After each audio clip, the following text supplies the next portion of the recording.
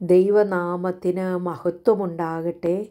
നമ്മൾ ഇവിടെ വായിച്ചത് മർക്കോസ് എഴുതിയ സുവിശേഷം 13-ാം അധ്യായം അതിൻ്റെ 32-ാമത്തെ വാക്യമാണ്. ആ നാളും നാഴികയും സംബന്ധിച്ചോ പിതാവല്ലാതെ ആരും സ്വർഗത്തിലെ ദൂതന്മാരും പുത്രനും കൂടെ അറിയുന്നില്ല. യേശു കർത്താവ് തൻ്റെ ശിഷ്യന്മാരോട് പറയുകയാണ്, എൻ്റെ വരവിനെക്കുറിച്ച് ആരും ആ നാളും നാഴികയും ഒരു മനുഷ്യർക്കും അറിയത്തില്ല. പിതാവിനല്ലാതെ സ്വർഗത്തിലെ ദൂതന്മാർക്ക് പോലും ആ നാഴികയെക്കുറിച്ച് അല്ലെങ്കിൽ ആ സമയത്തെക്കുറിച്ച് അറിവില്ല. അതുകൊണ്ട് നാം എന്ത് ചെയ്യണമെന്നാണ് യേശു കർത്താവ് അവിടെ പറഞ്ഞിരിക്കുന്നത്. എപ്പോൾ സംഭവിക്കുമെന്നറിയാത്തതുകൊണ്ട്, ആ കർത്താവിൻ്റെ വരവ് എപ്പോഴെന്നറിയാത്തതുകൊണ്ട് നാം ഏതു നേരവും സൂക്ഷിച്ചും ഉണർന്നും പ്രാർത്ഥിച്ചും കൊണ്ടിരിക്കണമെന്ന് യേശു കർത്താവ് പറഞ്ഞിരിക്കുകയാണ്. പ്രിയ ദൈവത്തിൻ്റെ ജനമേ, ഇവിടെ പറയുന്നു നാം സൂക്ഷിക്കണം, നാം ഉണർന്നിരിക്കണം, നാം പ്രാർത്ഥിച്ചു കൊണ്ടിരിക്കണം. കർത്താവ് അവിടെ ഒരു ഉപമയും കൂടെ പറഞ്ഞിട്ടുണ്ട്. ഒരു മനുഷ്യൻ വീട് വിട്ടു പരദേശത്ത് പോകുമ്പോൾ ദാസന്മാർക്ക് അധികാരവും അവനവന് അതതു വേലയും കൊടുത്തിട്ട് വാതിൽ കാവൽക്കാരനോട് ഉണർന്നിരിപ്പാൻ കൽപ്പിച്ചതുപോലെ തന്നെ യജമാനൻ പോയേക്കെയാണ്. നമ്മുടെ യജമാനൻ നമ്മുടെ കർത്താവാണ്. നമുക്ക് വേണ്ടി പ്രാണനെ തന്ന് നമ്മെ സ്നേഹിച്ച് നമ്മെ ഇത്രത്തോളം നിർത്തി നമ്മെ കരുതിയ ആ യജമാനൻ പറയുകയാണ്, ഞാൻ പോയിരിക്കുകയാണ്, ഞാൻ വീണ്ടും വരും. അത് ഏത് സമയമെന്നറിയത്തില്ല. അർദ്ധരാത്രിക്കായിരിക്കാം, നേരം വെളുക്കുമ്പോഴായിരിക്കാം, ഉച്ച സമയത്തായിരിക്കാം, വൈകിയ സമയത്തായിരിക്കാം. ഏത് സമയത്ത് വന്നാലും വീട്ടുവാതിൽ കാവൽക്കാരൻ ഉണർന്നിരിപ്പാൻ കൽപ്പിച്ചതുപോലെ നാം ഉണർന്നിരിക്കേണ്ടതിൻ്റെ, നാം സൂക്ഷിക്കേണ്ടതിൻ്റെ, നാം ശ്രദ്ധിച്ചിരിക്കേണ്ടതിനെ, നാം ഹല്ലേലൂയ ദൈവസന്നിധി താണിരിക്കേണ്ടതിൻ്റെ കാര്യത്തെക്കുറിച്ച് യേശു കർത്താവ് തൻ്റെ ശിഷ്യന്മാർക്ക് ഇവിടെ പറഞ്ഞു കൊടുത്തിരിക്കുകയാണ്. യജമാനൻ സന്ധ്യയ്ക്കോ അർദ്ധരാത്രിക്കോ കോഴി കൂവുന്ന നേരത്തോ രാവിലെയോ എപ്പോൾ വരുമെന്നറിയാത്തതുകൊണ്ട് അവൻ പെട്ടെന്ന് വന്ന് നിങ്ങളെ ഉറങ്ങുന്നവരായി കണ്ടെത്താതിരിക്കേണ്ടതിന് ഉണർന്നിരിക്കേണ്ടതിൻ്റെ ആവശ്യകതയെക്കുറിച്ചാണ് ഇവിടെ യേശു കർത്താവ് പറഞ്ഞിരിക്കുന്നത്. പ്രിയ ദൈവത്തിൻ്റെ ജനമേ, നാം അപ്പോസ്തല പ്രവൃത്തികളുടെ പുസ്തകത്തിലേക്ക് കടന്നു വരുമ്പോൾ 1-ാം അധ്യായത്തിൽ ഉയർത്തെഴുന്നേറ്റവനായ കർത്താവ് തൻ്റെ ശിഷ്യന്മാർക്ക് വെളിപ്പെട്ട് ആ കർത്താവ് ഉയരത്തിലേക്ക് അല്ലെങ്കിൽ സ്വർഗത്തിലേക്ക് പോകുന്നതിന് മുൻപേ തൻ്റെ ശിഷ്യന്മാരോട് സംസാരിക്കുന്ന സമയത്ത് ശിഷ്യന്മാർ യേശു കർത്താവിനോടൊരു ചോദ്യം ചോദിക്കുന്നുണ്ട്. ആ ചോദ്യം ഇങ്ങനെയാണ്: ഒരുമിച്ച് കൂടിയിരുന്നപ്പോൾ അവർ അവനോട്, കർത്താവേ, നീ ഇസ്രായേലിന് ഈ കാലത്തിലോ രാജ്യം യഥാസ്ഥാനത്താക്കി കൊടുക്കുന്നത് എന്ന് ചോദിച്ചു. യേശു കർത്താവ്, ഉയർത്തെഴുന്നേറ്റവനായ യേശു കർത്താവ് തൻ്റെ ശിഷ്യന്മാരോട് കൂടെ ഇരുന്ന് സംസാരിച്ചപ്പോൾ ശിഷ്യന്മാരുടെ ഹൃദയത്തിൽ വന്ന ഒരു സംശയമാണ്. അവർ യേശുവിനോട് ചോദിക്കുകയാണ്, യേശു കർത്താവേ, നീ ഇസ്രായേലിന് ഈ കാലത്തിലോ രാജ്യം യഥാസ്ഥാനത്താക്കി കൊടുക്കുന്നത്? എന്നാണ് നീ ഞങ്ങളെ ഭരിക്കുവാൻ വരുന്നത്, അല്ലെങ്കിൽ ഇസ്രായേലിൻ്റെ രാജാവായിട്ട് നീ എന്നാണ് വരുന്നതെന്ന് ചോദിക്കുമ്പോൾ യേശു കർത്താവ് അവരോട് പറയുന്നത് ഇങ്ങനെയാണ്. അവൻ അവരോട്, പിതാവ് തൻ്റെ സ്വന്തം അധികാരത്തിൽ വെച്ചിട്ടുള്ള കാലങ്ങളെയോ സമയങ്ങളെയോ അറിയുന്നത് നിങ്ങൾക്കുള്ളതല്ല. പ്രിയ ദൈവത്തിൻ്റെ ജനമേ, യേശു കർത്താവ് പറയാണ്, പിതാവിൻ്റെ അധികാരത്തിലിരിക്കുന്ന കാര്യം അതാണ്. നിങ്ങളതറിയേണ്ട കാര്യമില്ല. നിങ്ങൾ ഏതു നേരത്തും ഒരുങ്ങിയിരിക്കണം, നിങ്ങൾ ശ്രദ്ധിച്ചിരിക്കണം, നിങ്ങൾ സൂക്ഷിച്ചിരിക്കണം. ഞാൻ എപ്പോൾ വന്നാലും, ഞാൻ ഏതു നേരത്ത് വന്നാലും എന്നോടൊപ്പം എടുക്കപ്പെടുവാൻ തക്കവണ്ണം നിങ്ങൾ ഒരുങ്ങിയിരുന്നില്ലെങ്കിൽ നിങ്ങൾ നഷ്ടപ്പെട്ടു പോകാനിടയായി തീരും. പ്രിയ ദൈവത്തിൻ്റെ ജനമേ, യേശു കർത്താവ് പറഞ്ഞത് നാം അതുപടി അനുസരിക്കുവാൻ നാം ബാധ്യസ്ഥരാണ്. നാം എങ്ങനെയായിരിക്കണം, നാം നമ്മുടെ ജീവിതത്തെ എങ്ങനെ ക്രമീകരിക്കണം, നാം എന്ത് ചെയ്യണം, നാം ആരെ നോക്കിയിരിക്കണം, ഏത് സമയത്തൊരുങ്ങിയിരിക്കണം. പ്രിയ ദൈവത്തിൻ്റെ ജനമേ, ഇത് നാം മറന്നു പോകരുത്.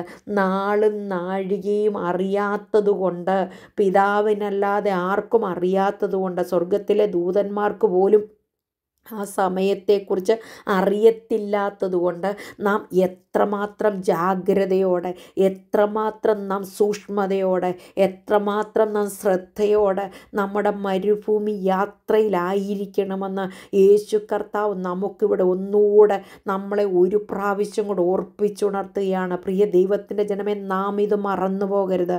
നാം കേട്ടില്ലെന്ന് പറയുവാൻ നമുക്ക് പറ്റത്തില്ല.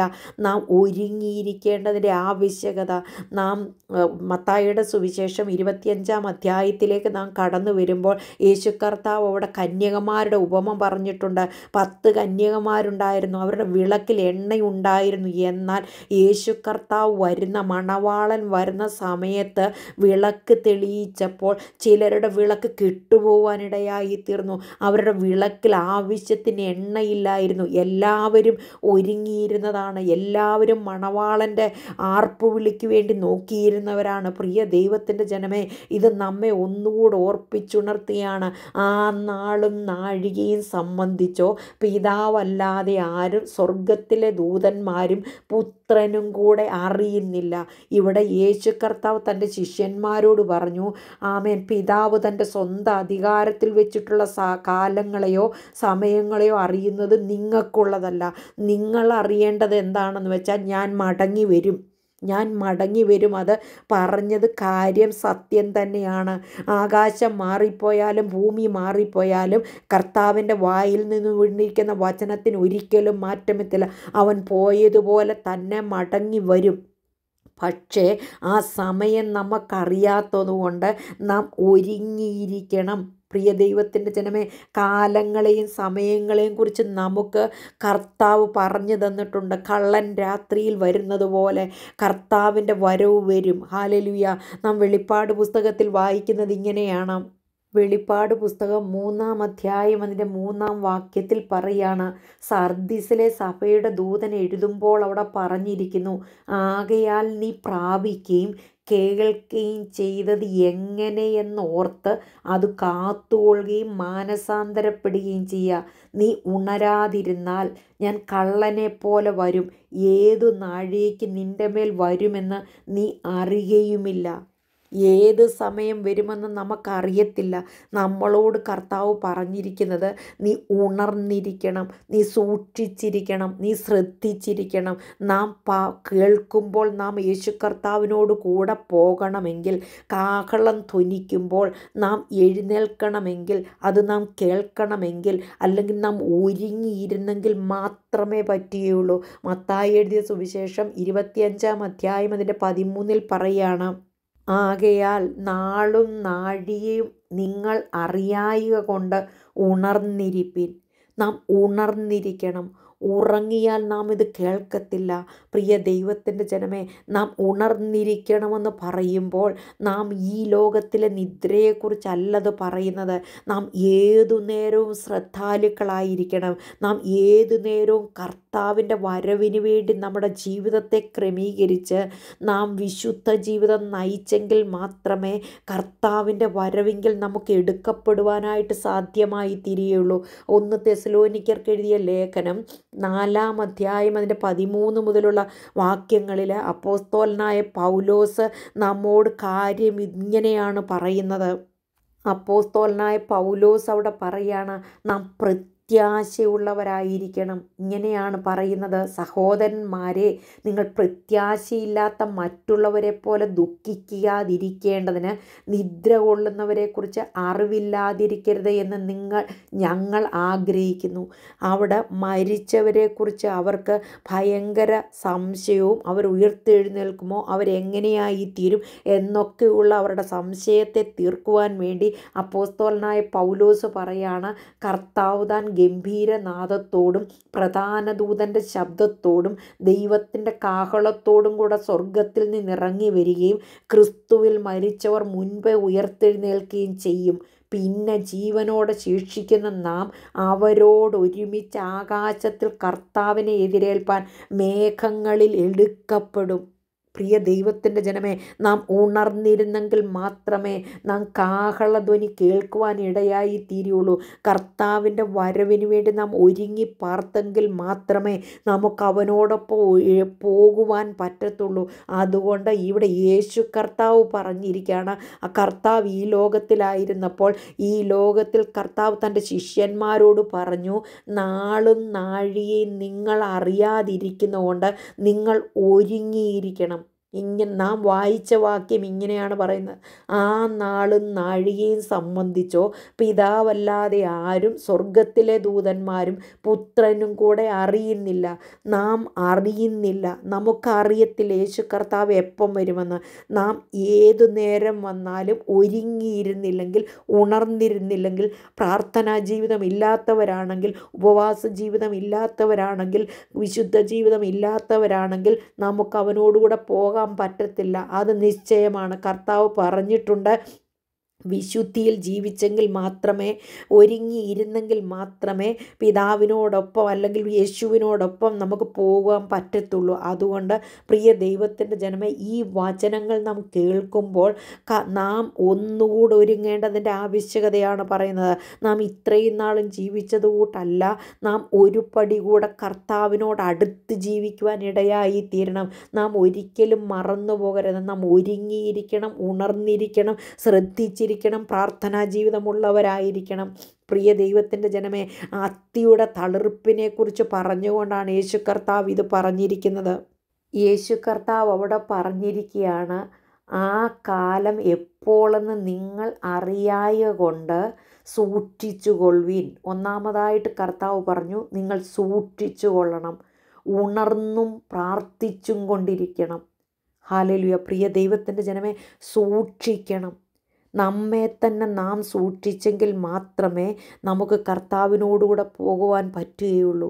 പിശാച് ആരെ ചതിക്കണമെന്ന് നോക്കി നടക്കുകയാണ്, ആരെ വഞ്ചിക്കണമെന്ന് നോക്കി നടക്കുകയാണ്. അവൻ്റെ കെണിയിൽ നാം അകപ്പെട്ടു പോകാതെ നാം നമ്മെ തന്നെ സൂക്ഷിക്കുവാനിടയായിത്തീരണം. നമുക്കൊരു പ്രാർത്ഥനാ ജീവിതം ഉണ്ടായിരിക്കണം. ഇവിടെ യേശു കർത്താവ് പറഞ്ഞു, ഉണർന്നും പ്രാർത്ഥിച്ചും കൊണ്ടിരിപ്പീൻ. പ്രാർത്ഥനാ ജീവിതം നമുക്കുണ്ടായിരിക്കണം. യേശു കർത്താവിനോട് നാം ഏതു നേരവും സംസാരിക്കുന്നവരായിത്തീരണം. നാം ആത്മാവിൽ പ്രാർത്ഥിക്കുന്നവരായിത്തീരണം. പ്രിയ ദൈവത്തിൻ്റെ ജനമേ, ഈ വചനങ്ങളൊക്കെ നമ്മെ ഒന്നുകൂടി ഓർപ്പിച്ചുണർത്തുന്നത് എന്തിനാണെന്നറിയാമോ? ഈ മരുഭൂമിയിൽ നാം പട്ടുപോകരുത്. ഇസ്രായേൽ ജനത്തിന് പറ്റിയത് നമുക്ക് പറ്റരുത്. 1 കൊരിന്ത്യർക്കെഴുതിയ ലേഖനത്തിൽ നാം വായിക്കുന്നത് ഇങ്ങനെയാണ്. 1 കൊരിന്ത്യർക്കെഴുതിയ ലേഖനം 10-ാം അധ്യായത്തിൽ ആ ഇസ്രായേൽ ജനത്തെക്കുറിച്ച് പറയാണ്, എല്ലാവരും മേഘത്തിലും സമുദ്രത്തിലും സ്നാനമേറ്റ് മോശയോട് ചേർന്നു. എല്ലാവരും ഒരേ ആത്മീയ ആഹാരം തിന്ന്, എല്ലാവരും ഒരേ ആത്മീയ പാനീയം കുടിച്ച്, അവരെ അനുഗമിച്ച ആത്മീയ പാറയിൽ നിന്നല്ലോ അവർ കുടിച്ചത്. ആ പാറ ക്രിസ്തുവായിരുന്നു. എങ്കിലും അവരിൽ മിക്കപേരിലും ദൈവം പ്രസാദിച്ചില്ല. അവരെ മരുഭൂമിയിൽ തള്ളിയിട്ട് കളഞ്ഞു എന്ന് നിങ്ങൾ അറിയാതിരിക്കരുത് എന്ന് ഞാൻ ആഗ്രഹിക്കുന്നു. എന്നിട്ട് അപ്പോസ്തലനായ പൗലോസ് പറയാണ്, ഇത് നമുക്ക് ദൃഷ്ടാന്തമായി സംഭവിച്ചു. അവർ മോഹിച്ചതുപോലെ നാം ദുർമോഹികൾ ആകാതിരിക്കേണ്ടതിന് തന്നെ. അവർ പട്ടുപോയി. അവരാരും നിത്യ കനാനിൽ അവർക്ക് വേണ്ടി കൊടുത്തിരുന്ന കനാൻ ദേശത്ത്, പ്രോമിസ് ലാൻഡിൽ അവർ പ്രവേശിച്ചില്ല. അവർ മുഴുവനും ആ മരുഭൂമിയിൽ പട്ടുപോയി. പ്രിയ ദൈവത്തിൻ്റെ ജനമേ, ഇത് യേശു കർത്താവാണ് നമ്മോട് പറഞ്ഞിരിക്കുന്നത്. ആ നാളും നാഴികയും സംബന്ധിച്ച് പിതാവല്ലാതെ ആരും സ്വർഗത്തിലെ ദൂതന്മാരും എൻ്റെ വരവിനെക്കുറിച്ച് അറിയുന്നില്ല. അത് അറിയാതിരിക്കുന്നത് കൊണ്ട് നിങ്ങൾ ഏതു നേരവും ഉണർന്നിരിക്കണം, ശ്രദ്ധിച്ചിരിക്കണം, സൂക്ഷിച്ചിരിക്കണം, പ്രാർത്ഥിച്ചുകൊണ്ടിരിക്കണം.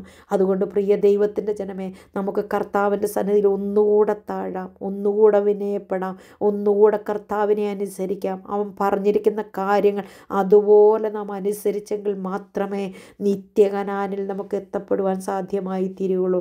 അതുകൊണ്ട് കർത്താവിൻ്റെ കരങ്ങൾ ഒന്നുകൂടെ ഏൽപ്പിക്കാം, നമുക്ക് പ്രാർത്ഥിക്കാം. പരിശുദ്ധ ദൈവമേ, സ്വർഗീയനായ നല്ല പിതാവേ, കേൾപ്പിച്ച അനുഗ്രഹിക്കപ്പെട്ട വചനത്തിനായി സ്തോത്രം. ഈ വചനം കേൾക്കുന്ന ഓരോ മക്കളെയും കർത്താവെ അവിടുന്ന് ഒരുക്കണമേ, അവരെ സൂക്ഷിക്കണേ, അവരെ പരിപാലിക്കണമേ, അവരെ അനുഗ്രഹിക്കണമേ എന്ന് പ്രാർത്ഥിക്കുന്നു. തിരുനാമം മഹത്വമെടുക്കണം. പ്രാർത്ഥന കേട്ടതിന് ആര് സ്തോത്രം. യേശുപ്പച്ചൻ്റെ ധന്യമുള്ള നാമത്തിൽ തന്നെ. ആമേൻ. God bless you all.